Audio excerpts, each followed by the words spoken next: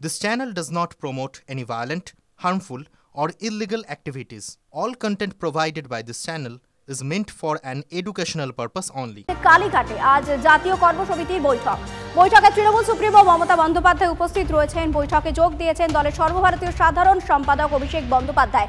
সব মিলিয়ে আর কে উপস্থিত রয়েছেন জানতে চলে যাব সরাসরি কালীঘাট থেকে রয়েছেন আমাদের প্রতিনিধি সৌরভ। আর কে উপস্থিত রয়েছেন আজকের এই বৈঠকে?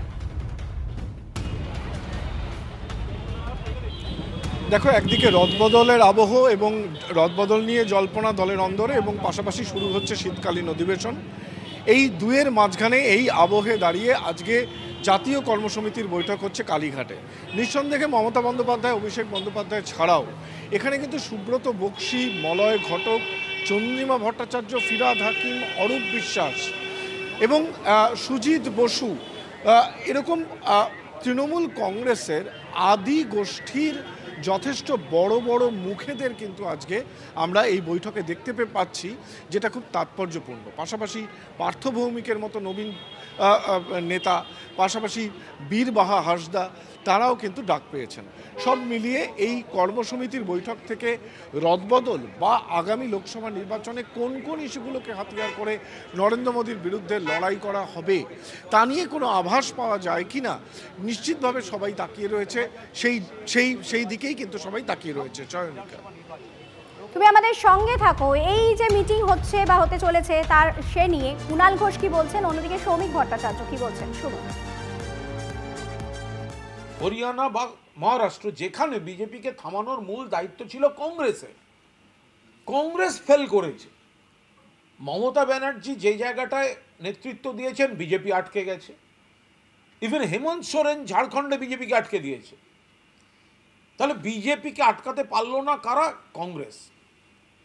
তাহলে মমতা বন্দ্যোপাধ্যায়ের দীর্ঘ অভিজ্ঞতাকে কাজে লাগিয়ে নতুন করে এই বিজেপি জাতীয় স্তরে বিজেপি বিরোধী যে কর্মসূচি সেগুলোকে আরো বেশি করে কাজে লাগাতে হবে।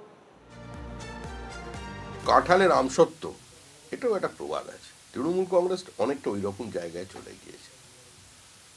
ওদের অবস্থা, ওরা আত্মমুগ্ধতায় মগ্ন, মৃগনাভির মতো অবস্থা, নিজ গন্ধে নিজ মরি।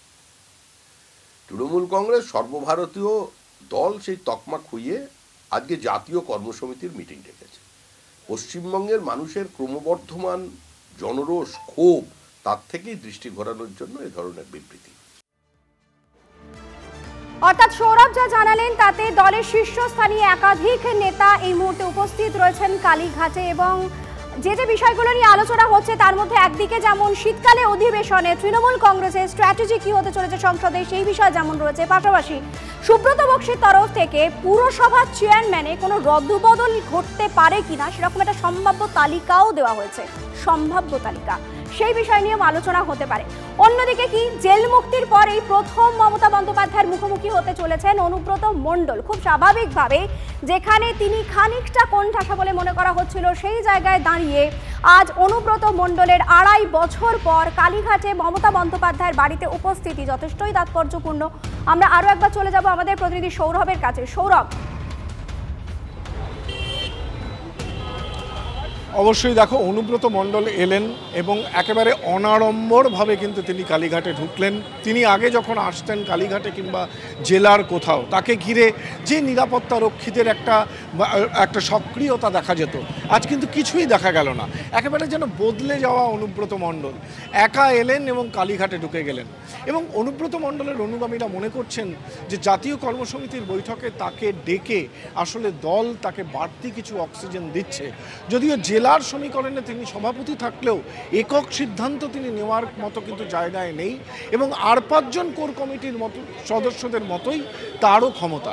সেই জায়গা থেকে এই জাতীয় কর্মসমিতির বৈঠকে ডাক পেয়ে ভবিষ্যতে রাজনীতিতে কি বাড়তি অক্সিজেন পেতে পারেন বীরভূমের একদা বেতাজ বাদশা, এই প্রশ্নটা নিশ্চিতভাবে থাকছে।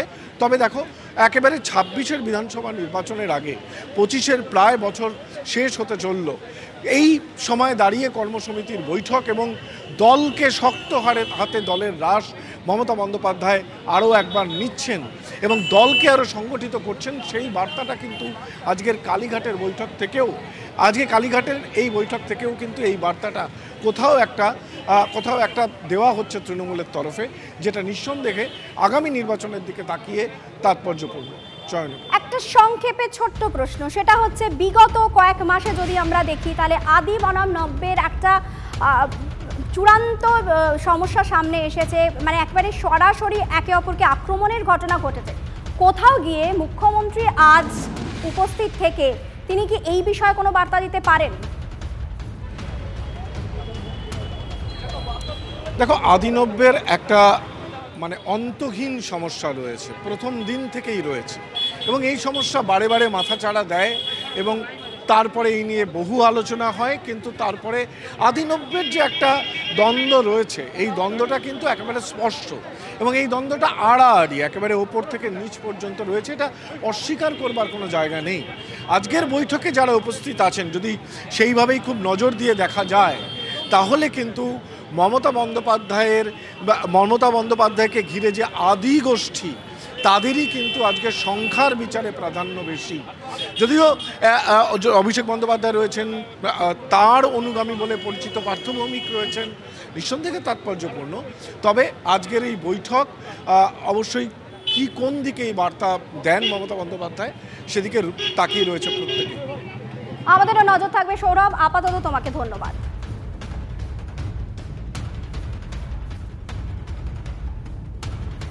হোক, দেখাও, যখন দেখা হলে কথা হবে, বা চোখে চোখে কথা হবে, মুখে কিছু হবে না, সেটাই দেখা যাচ্ছে।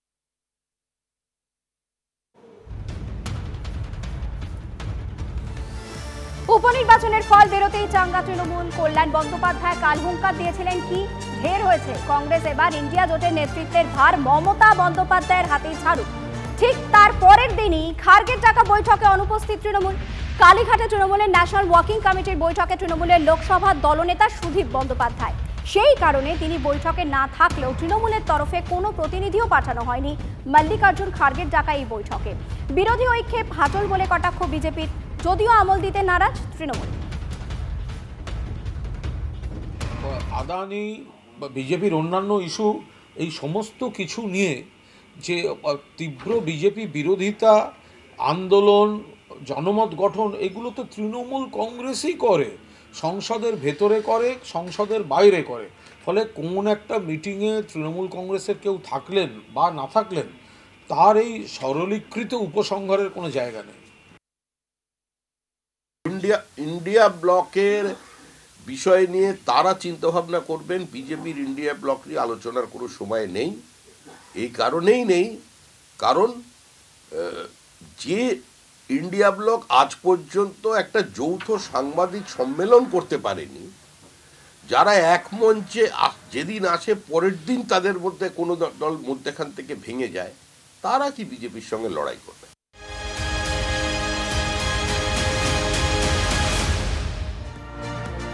এবার চোখ রাখা যাক এক নৃশংসতার খবরে। 5 বছরের শিশুকে ধর্ষণ করে খুনের অভিযোগ। নিহত শিশুর দেহ নিয়ে আসা হলো কলকাতায়। কলকাতার পুলিশ মর্গে শিশুর ময়না তদন্ত হবে। তদন্তে বিশেষ দল গঠন করেছে পুলিশ। শিশুকে ধর্ষণ করে খুনের পর মশারি জড়িয়ে ফেলে রাখার অভিযোগে অভিযুক্ত প্রতিবেশী অশোক সিংকে গ্রেফতারও করেছে পুলিশ। গতকাল বিকেলে খেলতে বেরিয়ে নিখোঁজ হয়ে যায় ওই শিশু। সন্ধ্যায় প্রতিবেশীর বাড়িতে রক্তাক্ত দেহ উদ্ধার হয়। ধৃতের বিরুদ্ধে পক্সো আইনে মামলা রুজু করে তদন্তে নেমেছে পুলিশ। ওর বাড়িতে জোর করে ঢুকে টার্গেট করে, যেহেতু ওই ধরনের ব্যক্তি, এর আগে 4-5টা কেস ঘটেছে নাকি, ও পশু পাখি গরু ছাল কাউকে ছাড়েনি, নিজের মেয়ের সঙ্গে শুধু ওই কেস ঘটিয়েছে। তারপর জোর জবরদস্তি ঢুকে এক জায়গায় দেখা যাচ্ছে কাঠ ঘুটে রেখেছে, চাপা দিয়েছে, মশার ঘরে চাপা দিয়ে ওখানে মানে চাপা দিয়ে দিয়েছে। ওকে ঠেলে সরিয়ে দেখছি ওই কাঠ মশারি ওই সবের মধ্যে আমার মেয়েকে চাপা দিয়ে রেখে দিয়েছে মশারি। অশোক সিংয়ের সন্দেহ হলো কেন? আগে এরকম বাজে কাজ? ওর স্বভাবটা খারাপ। ও পশু গরু ছাগলের সঙ্গে সম্পর্ক করে, আমরা নিজের চোখে দেখেছি, ছোটবেলায় দেখেছি, আমরা কাউকে বলিনি, এখন মনের কষ্ট বলছি। গরু ছাগল সব এইসবের সঙ্গে মানুষ নয়, ওকে মেরে দেওয়া দরকার। সমাজে আমার মেয়ে গেছে আর যেন কারো না, আমার কাছে গেছে আর যেন কারো না। আমি সরকারকে বলবো ওকে ফাঁসি দিক, না আমাদের হাতে তুলে দিক, আমাদের পাড়া গ্রামের লোকের হাতে তুলে দিক। অল্প শেষ বন্ধু চলে গেল। প্রশাসন সে যখন কোনো ব্যবস্থা না নেয় তখন তার ব্যর্থতা, কিন্তু সঙ্গে সঙ্গে প্রশাসন তাকে অ্যারেস্ট করেছে এবং আমরাও, প্রশাসনও বলেছে তাদের ফাঁসি চাই, আমরাও চাইছি তাদের ফাঁসি। কেউ কিন্তু দোষীকে আড়াল করছে না, এইটা জেনে রাখবেন। বিরোধীরা অনেক কথা বলতে পারে, এইটা কিন্তু মাথায় রাখবেন। আমরা সবাই দোষীর ফাঁসি চাইছি। মর্মান্তিক, লজ্জা লাগে রাজ্যের মহিলা মুখ্যমন্ত্রী। আমাদের মহিলা বিধায়করা আগামী বুধবার মুলতবি প্রস্তাব আনছে। তৃণমূলের যারা এমএলএ এমপি যারা এত বড় বড় ডায়লগ দেয়, তাদের বাড়িতে কি সন্তান নেই? কিন্তু আজকে তারা বুকে হাত দিয়ে কি বলতে পারবে যে আজকে পশ্চিমবঙ্গে মহিলাদের সুরক্ষা আছে? সুরক্ষা কি করে থাকবেন বলুন? একটা মানুষ ভয় পাবে যদি তার শাস্তি হয়। 10 দিন, 15 দিন, 1 মাস, 2 মাসের মধ্যে চার্জশিট দিয়ে দিল, শাস্তি হয়ে গেল, তাহলে মানুষ ভয় পাবে। কিন্তু এখানে তো কোনো শাস্তি নেই, তো সেখানে এটাই হবে।